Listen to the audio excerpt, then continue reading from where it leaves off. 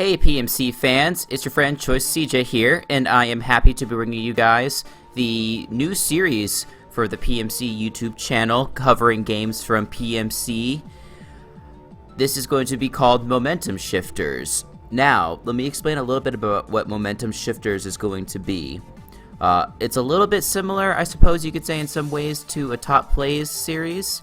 However, this is going to be focusing less on great predictions and flashy plays and more on plays, kind of like what the title says, that really change the momentum of the game. So it's going to be covering moves that are made that clear the way for other Pokemon to sweep, making good plays to methodically take apart the opponent's team, and stuff more of like that. So you're not going to be seeing too much of gift-giving Scizor and Assault or Eruption, Sunny Day Entei, and things like that. If you are a GBA fan, you understand what those mean. But this will be more just analyzing how, like I said, plays that unfold in the event of the game really shift the momentum to steal from the title from one team to another. So without further ado, let's go ahead and hop on into this. The first game that I would like to go over is the game between the Colorado Rapidash and the Dallas Manectrics. There was a situation very early in this game where the Rapidash brought in their Mew, which was a Calm Mind Mew. It brought that in against Dallas. Dallas brings in their Mega Glalie, and the Mew sets up a Calm Mind. The Manectrics respond with a explosion, which takes out the Mew easily in one hit. Now, this is a pretty bombastic play, if I do say so myself, but the main reason that it's being included here is because the Mew was really the best answer that the Rapidash had against Suicune. And the reason it was the best answer they had is because it had Calm Mind, so it can set up alongside Suicune and take the Scalds better than normal. But it also had Energy Ball, which was the best coverage option that the Rapidash had for Suicune. The Rapidash, of course, couldn't have known at the time, but the Suicune didn't have the typical Rest, Sleep, Talk moveset. It had Calm Mind, 3 attacks.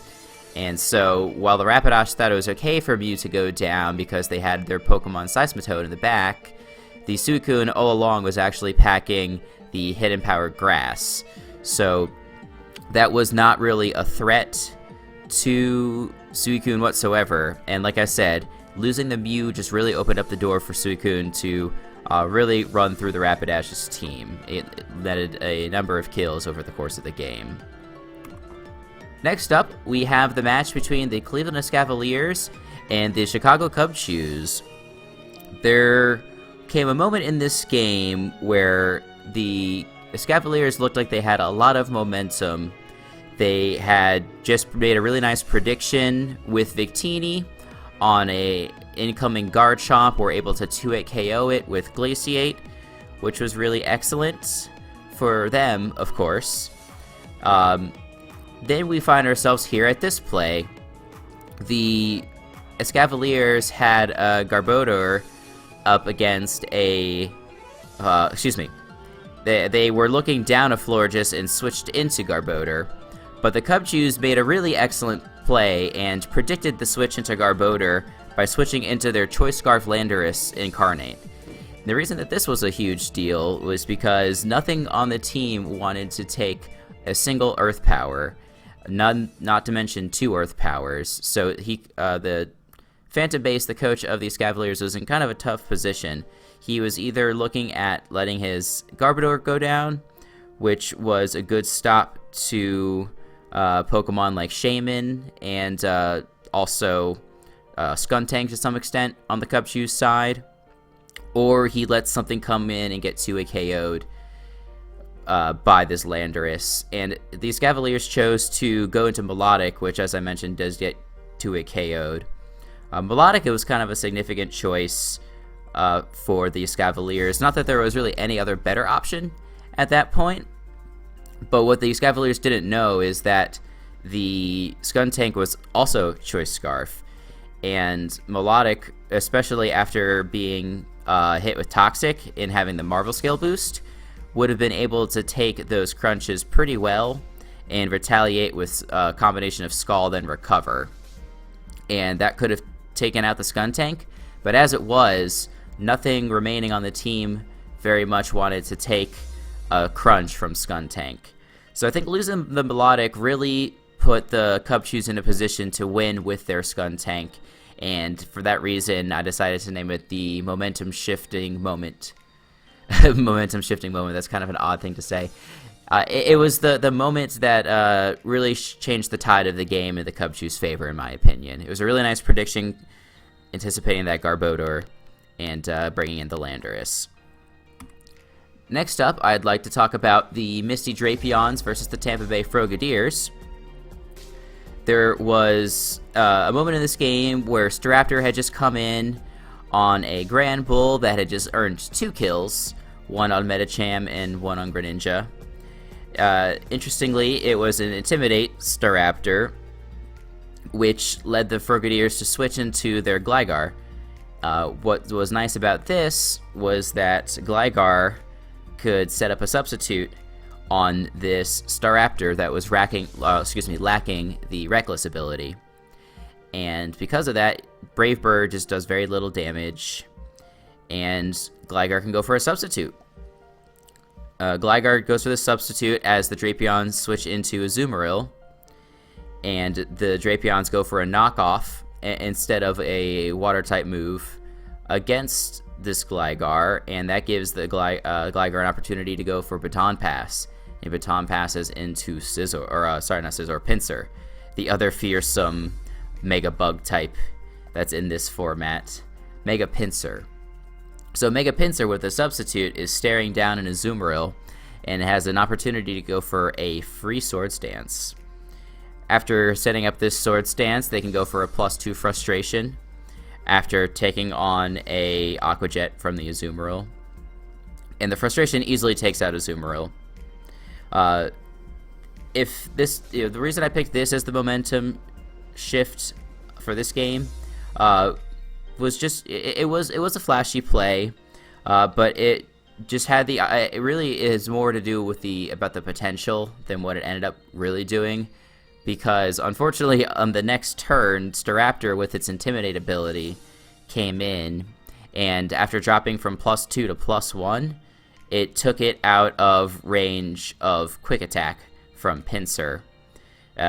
The Quick Attack had probably around a 65-70% chance to OHKO if it was at +2, but at +1, it couldn't live, and so the Frogadiers went for Frustration, hoping that Staraptor maybe isn't Scarfed or does something else, like switch out for some reason, maybe goes for U-turn, anticipating a switch from the Pinsir.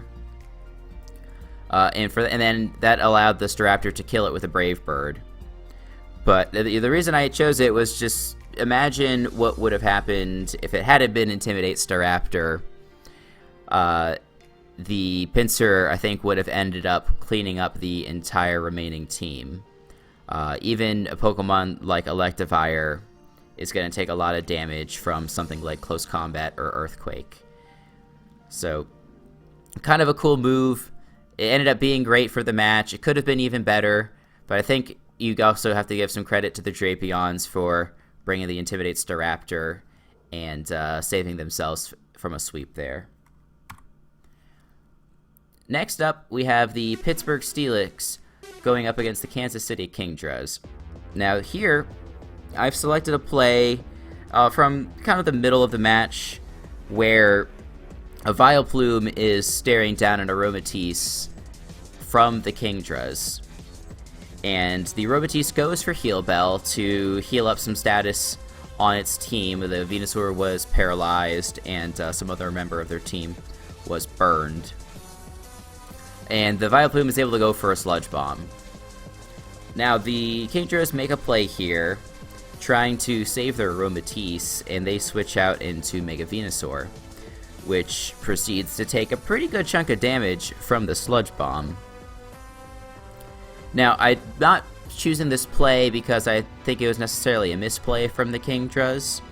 The reason I'm choosing this play is because having Venusaur weakened makes the Slowbro from the Steelix a lot more threatening.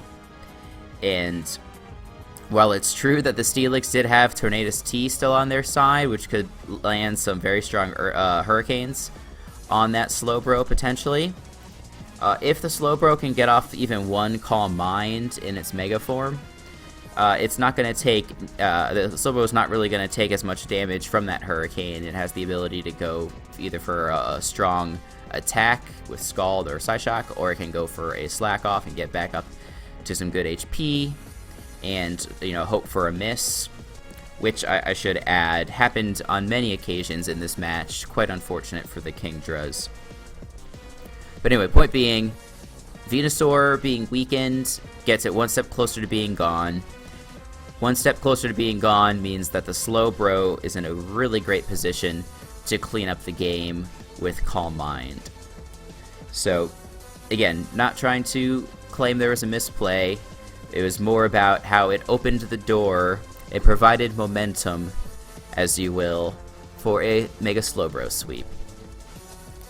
And last but not least, I'd like to... Excuse me. I have 2 games left. I'm getting ahead of myself here. I have in here the Hamden Hydreigons against the Sydney Crocodiles. Now, there was... Let me go into here. You'll have to forgive me. I'm doing this live, and I'm trying to remember exactly how this play unfolded. There were some really nice plays in here. For example, Roserade going for a Hidden Power Fire on a Scizor and killing it in one hit. But that's not really the play that I wanted to go for here. What I really wanted to highlight was the Tyranitar that Sharpeeno and the Sydney Crocodiles brought against the Hamden Hydreigons. The Tyranitar came in on Tangrowth, which had been weakened pretty severely by Jellicent and a fortunate Scald Burn. Tyranitar is able to come in here. It reveals that it's special and goes for a Dark Pulse, which is able to easily kill the Tangrowth since it has no special defense investment and it doesn't have an Assault Vest. So the Tangrowth goes down. Then the Thunderous T comes in and goes for a Brick Break. The Brick Break does a little bit over half, which is a good amount of damage. However, what happens next is the Tyranitar goes for Stone Edge. They fortunately do connect, and they are able to take out the Thunderous T. Now, the reason I chose this play over that play is that the remaining Pokemon for the Hydreigons are Altaria, Slowking, and Entei. Those are the only 3 Pokemon that are left at that point, and none of those can lay a finger on Jellicent, truthfully. Altaria, I suppose, if it gets enough setup, could do that, but the combination of Will-O-Wisp and Recover and Ice Beam is going to prevent the Altaria from setting up at all. It needs to either roost up to get some HP back, go for Heal Bell to heal the status, and it's just not able to get any setup on the Jellicent. So the Tangrowth and the Thundurus, in my opinion, were 2 really great answers to the Jellicent. And with those things out of the way, Jellicent's able to just wall the entirety of the Hydreigon's team. So that's why I say this was the momentum shift of the game. Losing those Pokemon just gave so much power to Jellicent that I thought it was worth pointing out. So there you go. And now, with this game now covered, we are on to our final game of the week. And that was between the Jersey Dwebbles and the Chicago Sacred Fire. If you have not gone and checked out this game already, I do recommend that you watch it. I would say that this was probably the game of the season so far and has a good shot of being the best game played over the entire season. late in the game, we have a situation where Mega Beedrill is staring down Mega Lopunny, and the Sacred Fire are a little bit low on Mega Beedrill checks. Beedrill had just taken out Sandslash, and it was looking pretty scary. The Dwebbles only had... the Sacred Fire only had Lopunny and Gengar left, and neither of them can take a hit, really, from Mega Beedrill at their respective HP amounts. But what we do see is that the Lopunny, after going for a Fake Out on the Protect, it has Quick Attack. So, obviously not normally being able to outspeed the Lopunny, is able to go for Quick Attack, and at the range of HP that the Beedrill is out, it goes down. And Trev, the assistant coach for the Sacred Fire, did mention this in his recap video, that this was a really important HP amount. It was at about 51% after taking 2 Stealth Rock hits. He was positive that the Quick Attack was going to kill, and that was honestly the only reason that Lopunny brought Quick Attack this week, was to take out this Beedrill in this exact situation. And this was a momentum shifter, obviously, because it took away the biggest threat from the Dwebbles and put all of the momentum into the hands of the Sacred Fire. And of course, if you haven't seen the rest of the match, spoilers, it's coming up right here. The Fortress is able to KO the Lopunny with a Gyro Ball after tanking a high jump kick. Then the Gengar comes in, 18 HP, lands on Stealth Rock, takes 17 HP worth of damage from the rocks, is left at 1 HP, but is able to go ahead and kill that Fortress and survive with exactly 1 HP. It really doesn't get much closer than that, folks. So it really just came down again to that Quick Attack. There were all sorts of other great moments in this game, lots of great predictions and things of that nature, but this was the move I selected. It's the move I selected because it just sealed the game for the Sacred Fire. Without it, they straight up would have lost. So yeah, that is the first week of Momentum Shifters, but this is covering, of course, week 2 of the PMC. We will be back next week with week 3, and let's hope that we get another round of very exciting games to cover. I want to thank the PMC for inviting me to make this video, and if you guys enjoyed it, I would humbly ask you to check me out on Twitter and on YouTube. I am ChoiceCJ, and I'm looking forward to doing this again next week. So, want to say thank you guys for watching. Be sure to check back to the PMC and to my channel for more Pokemon content. And until next time, I will see you later.